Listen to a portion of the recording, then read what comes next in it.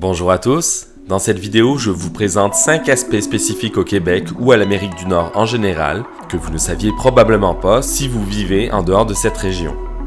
On commence avec les maisons. Saviez-vous que les maisons d'ici sont construites en bois? La fondation est en béton, pour le reste tout est en bois, les planchers, les murs jusqu'au toit. Les briques que l'on voit en devanture, comme ici par exemple, ne sont qu'un parement sur une structure de bois.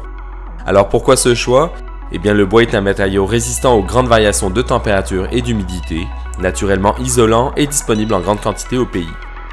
Le temps de construction ne prend que quelques mois et lors de rénovation, il est très facile et peu coûteux d'effectuer des modifications.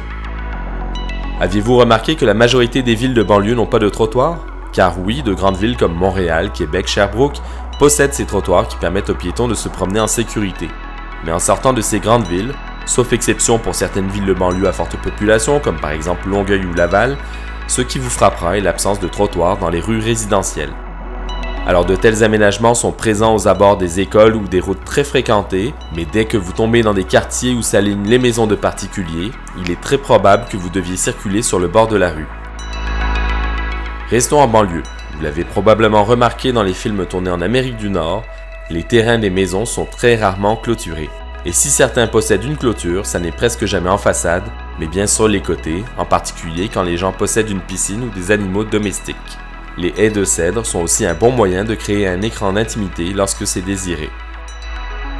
Je viens de parler de clôture et de piscine, saviez-vous que le Québec est la province d'Amérique du Nord qui possède le plus grand nombre de piscines par habitant?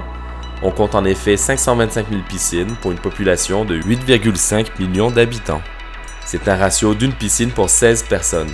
En comparaison, la Floride a un ratio de 1 piscine pour 18 habitants, en Californie c'est 1 pour 32, et pour comparer avec l'Europe, en France, au rang numéro 1 pour le nombre de piscines, on compte une piscine pour 38 habitants. Vous vous demandez peut-être pourquoi y a-t-il autant de piscines?